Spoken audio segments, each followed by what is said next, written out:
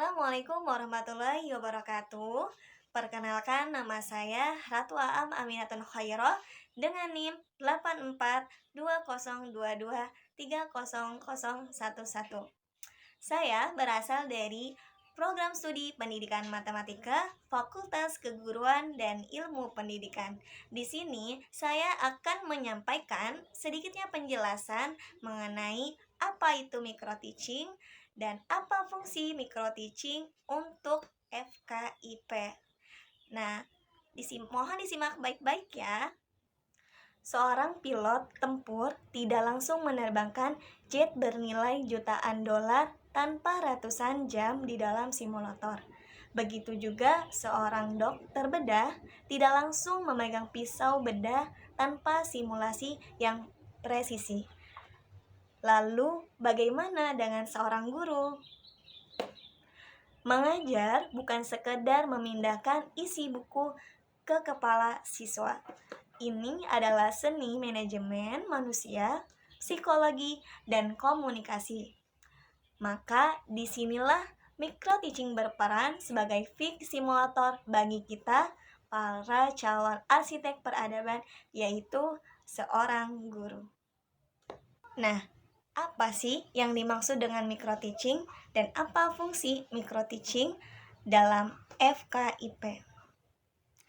Nah, micro teaching yaitu dirancang untuk membantu mahasiswa mengembangkan berbagai keterampilan dasar yang diperlukan dalam kegiatan mengajar. Tidak hanya sekedar menyampaikan materi, tetapi juga bagaimana menciptakan pembelajaran yang efektif dan interaktif. Beberapa tujuan utama micro teaching diantaranya sebagai berikut. Yang pertama yaitu melatih keterampilan membuka dan menutup pelajaran. Yang kedua, mengembangkan kemajuan menciptakan materi secara jelas. Yang ketiga, melatih penggunaan media pembelajaran.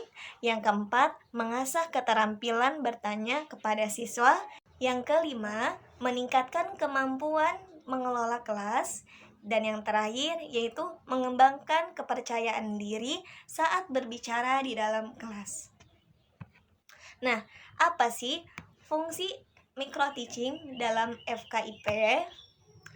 Selama menempuh pendidikan di FKIP, mahasiswa mempelajari berbagai teori pembelajaran, mulai dari strategi pembelajaran, pendekatan pembelajaran, hingga psikologi pendidikan. Namun, teori saja tidak cukup untuk membentuk seorang guru yang kompeten. Micro teaching berperan sebagai jembatan antara teori yang dipelajari di kelas dan praktik yang akan dilakukan di sekolah. Melalui kegiatan ini, mahasiswa belajar menerapkan konsep pembelajaran secara langsung di depan siswa.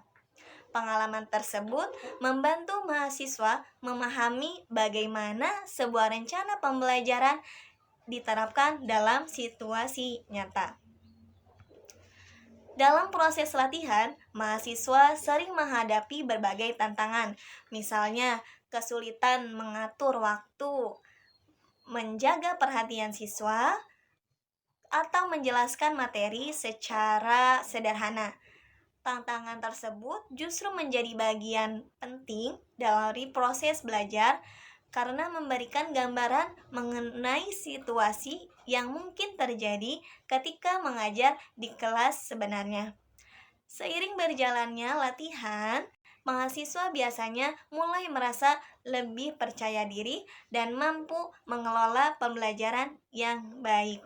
Maka dari itu, peran micro teaching dalam FKIP itu sangat penting karena kita sebagai calon guru harus perlu dan menguasai apa itu micro teaching sebelum kita terjun mengajar di dalam kelas.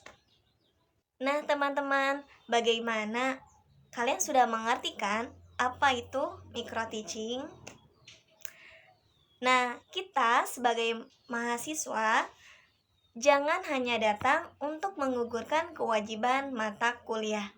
Masuklah ke MK Micro Teaching dengan niat untuk bereksperimen.